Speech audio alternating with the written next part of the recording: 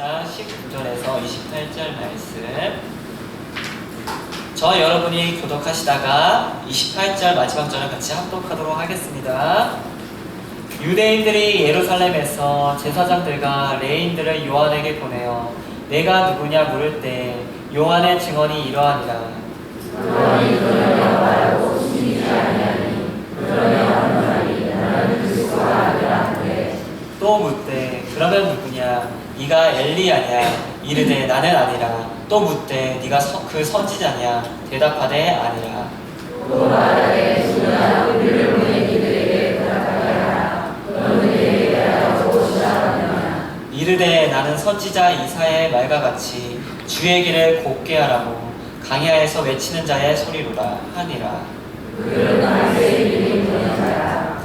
또 물어 이르되 네가 만일 그리스도도 아니요 엘리야도 아니요 그 선지자도 아닌진데 어찌하여 세례를 베푸느냐. 요한이 대답하되 나는 물로 세례를 베푸려니와 너희 가운데 너희가 알지 못하는 한 사람이 있었으니 곧 내 뒤에 오시는 그이라. 나는 그의 신발끈을 풀기도 감당하지 못하겠노라 하더라. 이 일은 요한이 세례를 베푸던 곳 요단강 건너편 베다니에서 일어난 일이라. 아멘. 지금 이 시간에는 이정환 담임 목사님 나오셔서 나는 아니요라는 말씀의 제목을 가지고 말씀 증거하실 때 많은 은혜 받으시기 바라겠습니다. 말씀 듣기 전에 앞뒤적으로 인사했으면 좋겠습니다. 한 주간 잘 지내셨습니까? 우리 한 번 더 인사했으면 좋겠습니다. 나는 아닙니다. 오늘 말씀 제목입니다. 네, 말씀 증거하도록 하겠습니다. 지금까지 사도 요한은 예수님이 누구신지 우리에게 소개했습니다. 예수 그리스도를 증거하는 것, 이것이 사도 요한의 사명이었습니다. 그런데 오늘 본문을 보시면 이 그리스도를 증언하는 이 증언자가 바뀝니다. 사도 요한에서 세례 요한으로 바뀝니다. 세례 요한의 증언이 나옵니다. 사실 세례 요한의 존재는 이미 본문 이전에 오늘 본문 앞서서 소개된 적이 있습니다. 1장 6절부터 8절에 보시면 이 세례 요한이 소개되는데요.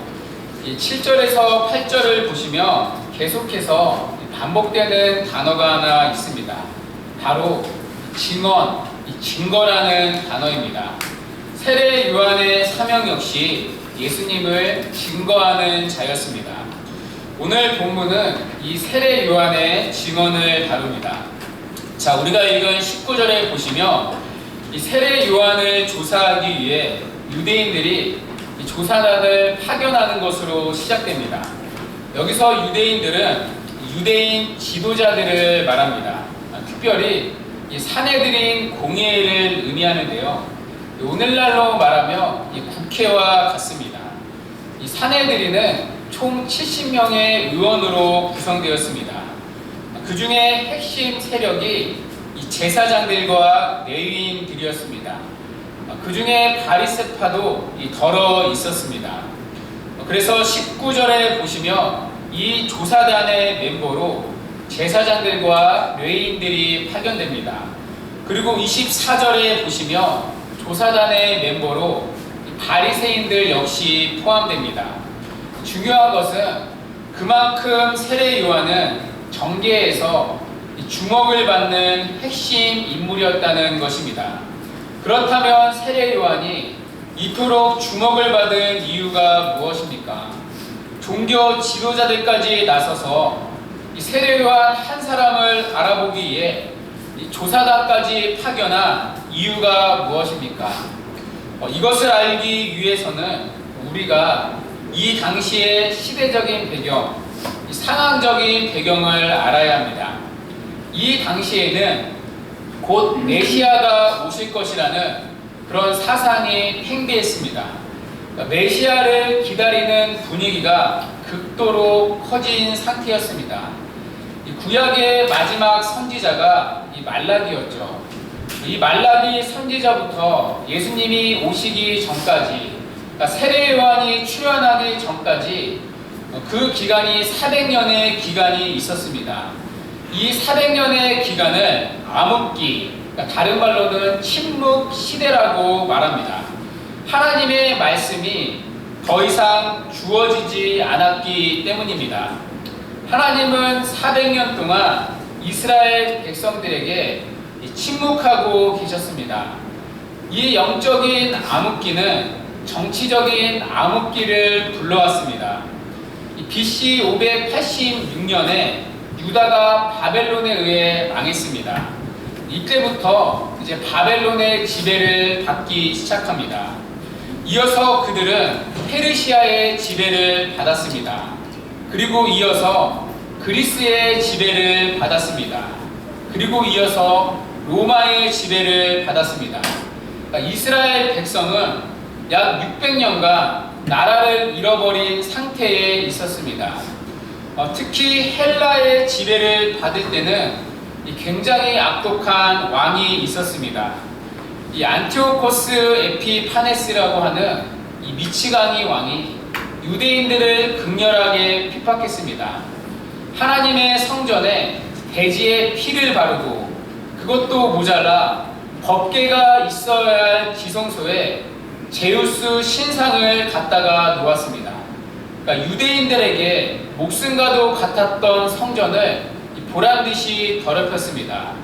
말로 담기도 힘든 만행으로 인해 그들은 엄청난 핍박을 받았습니다. 로마의 지배를 받을 때는 엄청난 세금을 착취당했습니다. 그러니까 그들의 삶은 피폐해질 대로 피폐해진 상황이었습니다. 우리나라 역시 일제의 지배를 받지 않았습니까? 일제의 핍박을 받은 36년이란 세월 동안 우리 민족은 엄청난 수탈과 고통을 겪어야 했습니다. 그리고 이 후유증이 사실 오늘날도 그대로 이어져 오고 있지 않습니까?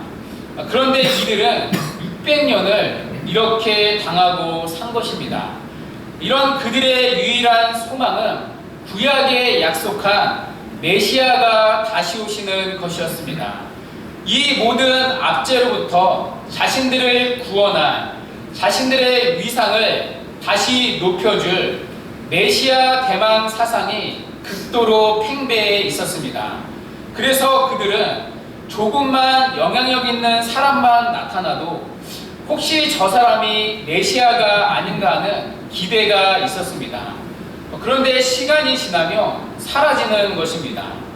또 영향력이 있는 사람이 나타나며 또 그 사람을 메시아처럼 추종하는 것입니다. 그런데 시간이 지나면 또 거품처럼 사라지는 것입니다. 이런 기대와 실망이 계속해서 반복되는 패턴이 이어지고 있었습니다. 이러한 시대적 상황 가운데 마침내 세례 요한이 등장한 것입니다. 세례 요한은 등장부터 남달랐습니다. 그들이 좋아했던 구약의 엘리야 선지자와 같은 복장을 입고 다녔습니다. 그리고 그는 하나님의 말씀을 선포했습니다. 400년간 이어져 오던 그 침묵이 마침내 깨어진 것입니다. 뿐만 아니라 요한은 그 당시 기득권들의 눈치를 보지 않았습니다. 이 당시 제사장들과 레인들은 로마 통치에 협조하며 나름의 기득권을 누렸습니다. 그러나 세례 요한은 권력의 눈치를 보지 않았습니다. 심지어 바리새인과 사두개인들을 향하여 거침없이 독사의 자식들이라 부르며 회개를 촉구했습니다. 하나님의 말씀을 담대히 선포하는 세례 요한의 모습을 보며 사람들은 자신들이 대망했던 메시아의 모습을 기대했을 것입니다. 뿐만 아니라 그의 설교에는 힘이 있었습니다. 말씀을 듣는 사람마다 변화되고 회개하는 역사가 일어났습니다. 그의 설교를 듣기 위해 예루살렘뿐만 아니라 온 유대와 요단강 사방에서도 그를 찾아왔습니다. 요한이 가는 곳마다 사람들이 구름대처럼 몰려왔습니다. 그 메시지를 들은 수많은 사람들은 죄를 자복하고 그에게 세례를 받았습니다. 그래서 그를 세례 요한이라 불렀습니다. 그런데 그의 탁월한 영향력은 또 다른 누군가에게는 위협의 요소가 되었습니다.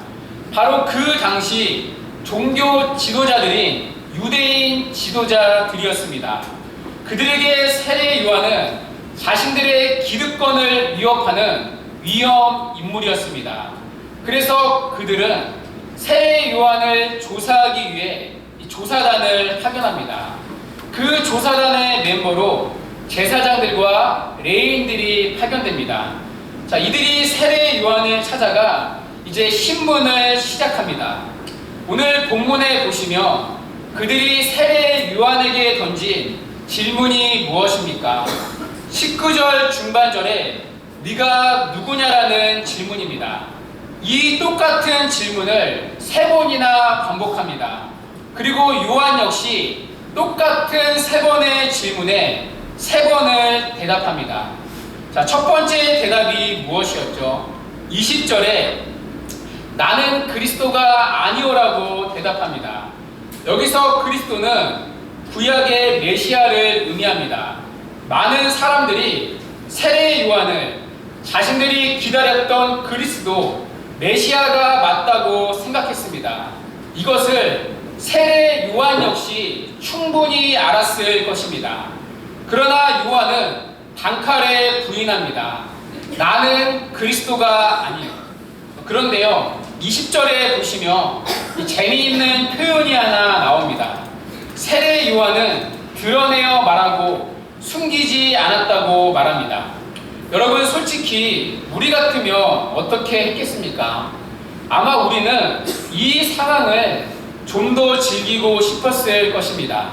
그렇지 않습니까?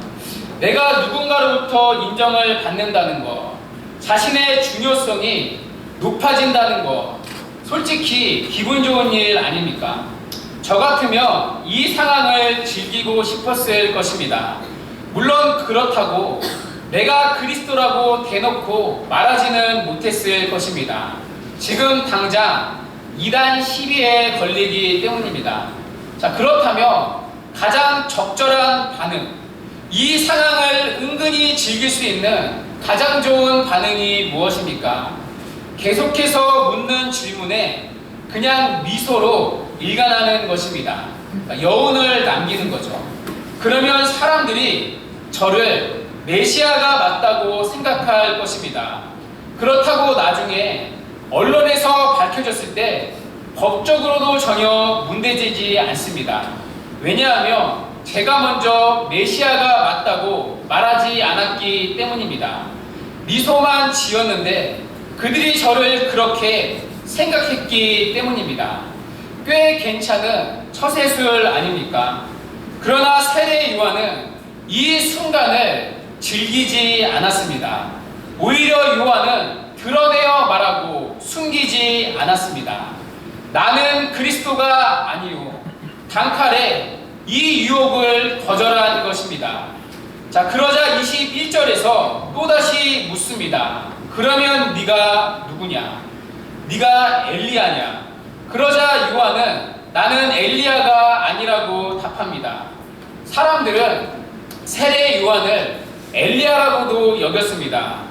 구약의 마지막 선지자 말라기가 이렇게 예언했기 때문입니다.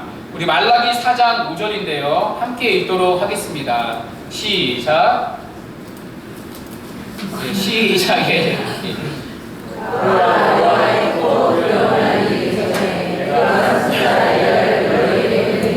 네, 죄송합니다. 저에게도 침묵 시대가 오고 같아서.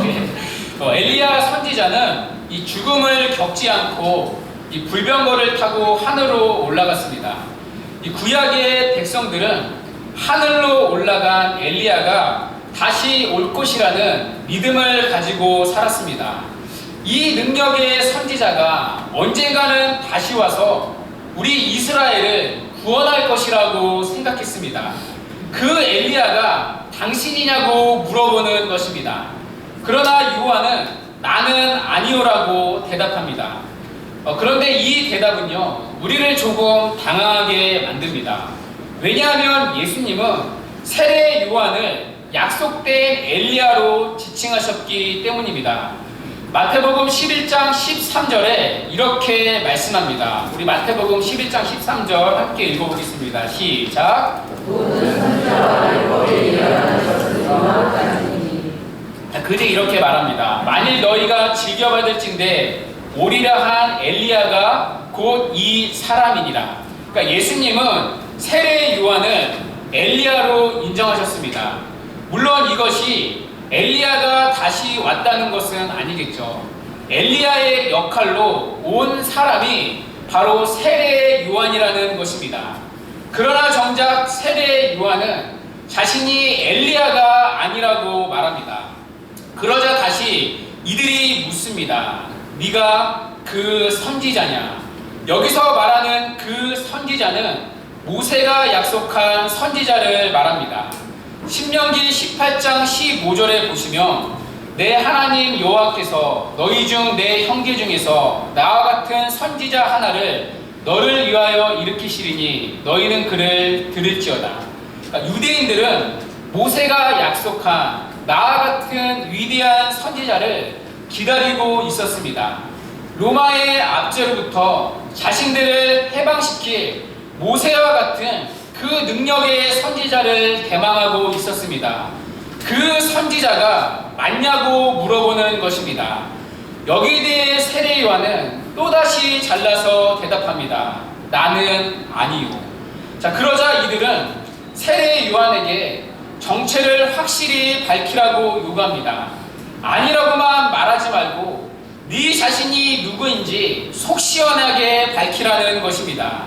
그러자 그는 자신을 광야에서 외치는 자의 소리라고 말합니다. 그 소리의 내용, 그 소리의 목적이 무엇입니까? 주의 길을, 오실 주님의 길을 곱게 하는 것입니다. 이것은 이사야서 40장 3절의 말씀을 인용한 것인데요. 우리 40장 3절 함께 읽어보도록 하겠습니다. 시작.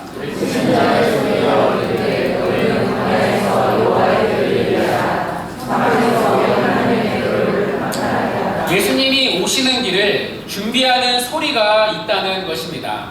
자, 우리가 가끔 운전을 하다 보면 이 사이렌 소리가 들릴 때가 있습니다. 그때 이제 홍해의 기적이 일어나죠. 앞에 차들이 비켜주면서 이제 길이 준비됩니다. 그 준비된 길로 이제 소방차나 이제 구급차가 지나가죠. 그러니까 사이렌 소리를 통해 열어진 길로 구급차가 지나가는 겁니다. 이와 같이 예수님이 오실 길을 준비하는 광야에 외치는 소리가 있을 것이라는 예언입니다. 특별히 여기서 길은 이제 사람들의 마음의 길을 의미합니다. 마음속에 예수님이 오셔야 하는데 마음의 길이 준비되지 않았습니다. 어떤 사람의 마음은 오솔길같이 복잡합니다. 어떤 사람의 마음은 바위처럼 강팍해서 그 길이 너무나도 험난합니다. 그러니 예수님이 제대로 오실 수가 없습니다. 그래서 예수님이 오실 길을 준비하는 외치는 자의 소리가 있을 것이라는 예언입니다. 그런데 이 외치는 자의 소리가 바로 나라는 것입니다. 그래서 세례 요한의 메시지는 하나같이 회개의 메시지였습니다. 예수님께 나아오는 마음의 장애물이 바로 죄이기 때문입니다. 죄로 인해 삐뚤어진 마음의 길을 평평한 대로로 만드는 것입니다. 그 준비된 길로 이제 예수님이 오시는 거죠. 세례 요한은 구약의 이사야가 예언한 예수님이 오실 길을 준비하는 광야에 외치는 자의 소리가 바로 나라고 말합니다. 자, 그런데요, 여러분, 소리가 무엇입니까? 왜 세례 요한은 자신을 소리라고 소개합니까? 사도 요한이 예수님에 대해 처음으로 소개한 별명이 무엇이었죠? 요한복음 1장 1절에 나온 우리 예수님의 별명 말씀이었습니다. 그리스도가 말씀이라며 자신은 소리라는 것입니다. 소리는 말씀이 표현되는 도구입니다. 언제나 말은 소리를 통해 전달됩니다. 자신은 말씀이신 예수님을 증거하는 단순한 소리, 그런 도구에 불과하다는 것입니다. 또 하나 소리는 전달한 후에 언제나 사라집니다. 자신은 그리스도를 전하고 사라져야 하는 소리 같은 존재라는 것입니다. 그러자 이번에는 바리새인들이 질문을 던집니다. 24절에 보시면 그리스도도 아니고 엘리야도 아니고 그 선지자도 아니라며 네가 감히 세례를 주는 이유는 무엇이냐는 것입니다. 무슨 권리로 누구의 이름으로 세례를 주냐는 질문입니다. 그러자 세례 요한이 이렇게 대답합니다. 26절에서 27절인데요. 우리 다 같이 한번 우리 1장 26절, 27절 한번 읽어보도록 하겠습니다. 시작. 요한이 대답하되 나는 물로 세례를 베풀거니와 너희가 오래 너희가 알지 못하는 한 사람이 있으니 곧 내 뒤에 오시는 그이라. 나는 그의 신발끈을 풀기도 감당하지 못하겠노라 하더라. 아멘. 여러분, 지금 세례 요한의 이 대답이 문맥에 맞는 대답입니까? 아니죠. 오히려 동문서답 아닙니까? 그러니까 저들의 질문은 누구의 권위로 세례를 베푸냐는 것입니다. 그러면 당연히 자신의 권위, 자신의 어떠한 수준을, 신분을 설명해야 되는 것 맞는 것 아닙니까? 그런데 요한은 너희가 알지 못하는 한 사람, 내 뒤에 오시는 그 일을 말합니다. 지금 세례 요한은 자신의 권위를 증명하지 않습니다. 자기에게 향하는 모든 관심을 지금 그리스도께 돌리는 것입니다. 그러면서 동시에 자신은 그리스도의 신발끈을 푸는 것조차도 감당하지 못하는 존재라고 말합니다. 당시의 유대 사회에서는 가장 천한 종이 주인의 신발끈을 풀고 발을 씻기는 종이었습니다. 그런데 요한은 스스로를 그리스도 앞에서 그런 천한 종보다도 못한 존재로 자기를 인식하는 것입니다. 여러분, 지금 세례 요한의 이 답변의 흐름이 이해가 되십니까? 저들의 한결같은 질문이 무엇이죠? 네가 누구냐 였습니다. 네 자신을 증명하라고 요구합니다. 여기에 요한의 한결같은 대답은 전부 다 부정입니다. 나는 누구요가 아닌 나는 아니요입니다. 나는 그리스도가 아니요, 나는 엘리야도 아니요, 나는 그 선지자도 아니요. 그리고 마지막 질문에 대한 요한의 답은 무엇입니까? 나는 아무것도 아니라는 것입니다. 나는 그리스도도 엘리야도 그 선지자도 아닐 뿐더러 나는 소리에 불과한 그의 신발도 풀기 어려운 나는 아무것도 아니라는 것입니다. 사실 세례 요한을 향한 이 질문은 우리를 향한 세상의 질문과도 같습니다. 여러분, 세상이 끊임없이 우리에게 확인하는 질문이 무엇입니까? 네가 누구냐입니다. 그리고 우리는 이 대답을 증명하기 위해 이 땅을 살아갑니다. 내가 누구인지를 증명하기 위해 우리는 이 땅에 권력과 명예, 부를 추구합니다. 그래서 이런 속담이 있지 않습니까? 호랑이는 죽어서 가죽을 남기고 사람은 죽어서 이름을 남긴다. 자기 이름에 집착하는 인간의 본성을 보여줍니다. 이것은 타락한 모든 인간의 죄된 본성입니다. 세상에 죄가 들어오자 인류는 바벨탑을 쌓았습니다. 그 동기가 무엇이죠? 자신의 이름을 내기 위한 것이었습니다. 타락한 인간은 하나님의 이름이 아닌 자기의 이름을 알리고 그 이름을 인정받고 싶어하는 강한 갈망이 있습니다. 그것은 거의 종교성에 가깝습니다. 인간은 하나님의 은혜로 끊임없이 변화되지 않으며 자신을 높이고 인정받고 싶어하는 이 욕망을 떨쳐버릴 수가 없습니다. 자, 그러면 어떤 분들은 이렇게 반론할 것입니다. 우리 주위에는 자신을 드러내는 것을 극도로 꺼리는 사람들이 그래도 있지는 않습니까? 물론 겉으로 보기에 맞습니다. 그런데 이러한 태도는 겸손이나 본성상 수줍음이 많이 타는 성격의 문제가 아닐 수도 있습니다. 자기 노출을 지나치게 꺼리는 경향은 좌절된 자기 숭배의 발로입니다.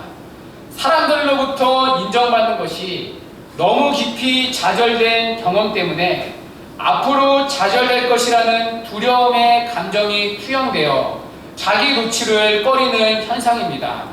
그 이면에는 결국엔 똑같이 네가 누구냐, 자신을 드러내고 자신이 중요한 사람이라고 인정받고 싶어하는 강한 욕망이 자리 잡고 있습니다.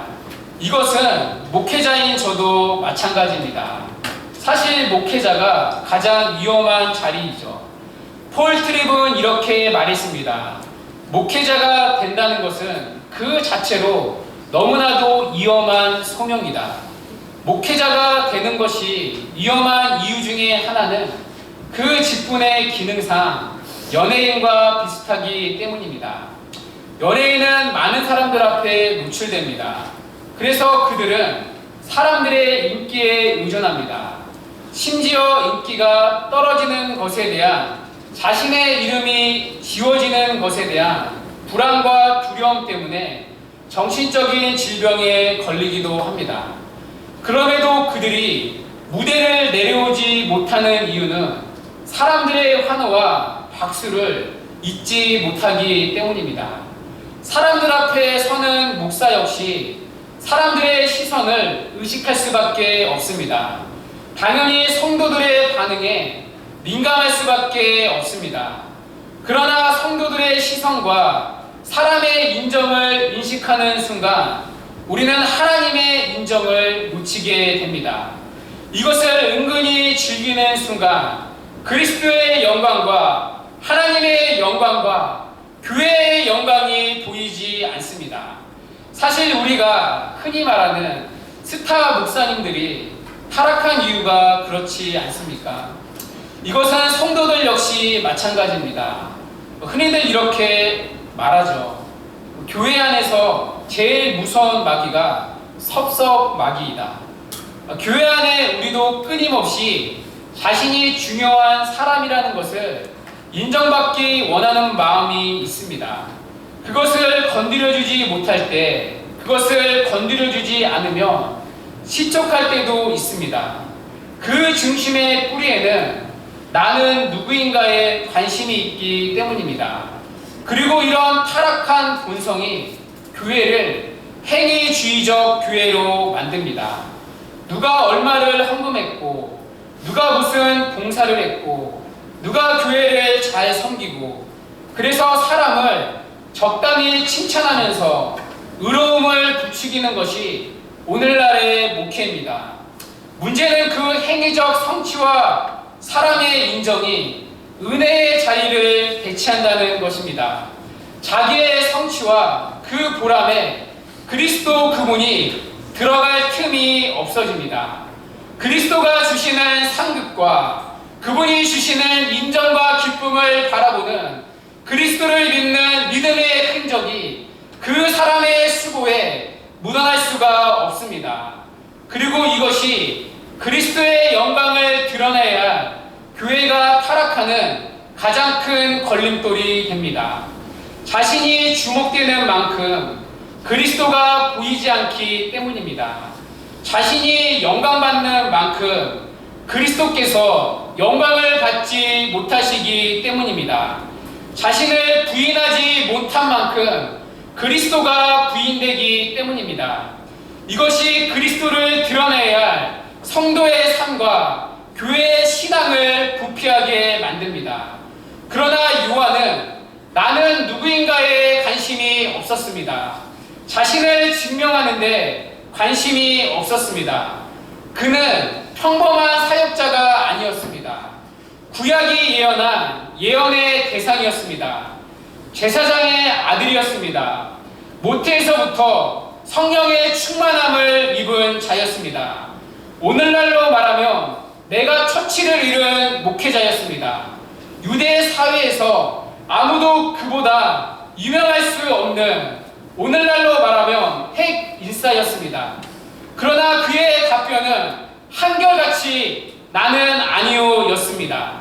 자신을 드러내는 나는 누구요가 아닌 자신을 부정하는 나는 아니요 였습니다. 세례 요한의 관심은 나는 누구인가가 아니었기 때문입니다. 그의 관심은 오직 그리스도는 누구인가였기 때문입니다.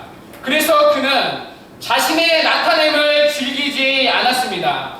오히려 자신의 드러남을 누구보다 두려워했습니다. 자신이 드러난 만큼 주님이 드러나지 않음을 누구보다 알았기 때문입니다.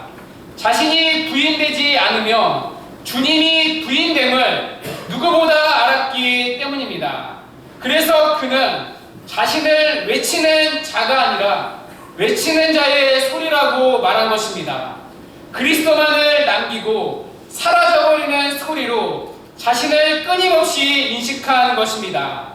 그래야 온전히 그리스도의 영광만이 남기 때문입니다. 그리고 요한의 사라지는 소리를 통해 이스라엘 백성들은 오실 예수님을 선명히 바라볼 수 있었습니다. 오늘날 조국교회의 아픔이 무엇입니까? 수많은 교인들이 사람에게 상처받고 더 나은 목회자 어디 없나 찾아다닙니다.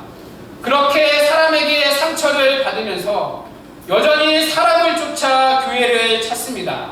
심지어 이미 돌아가신 분까지 추미하며 그분을 그리워하며 살아갑니다.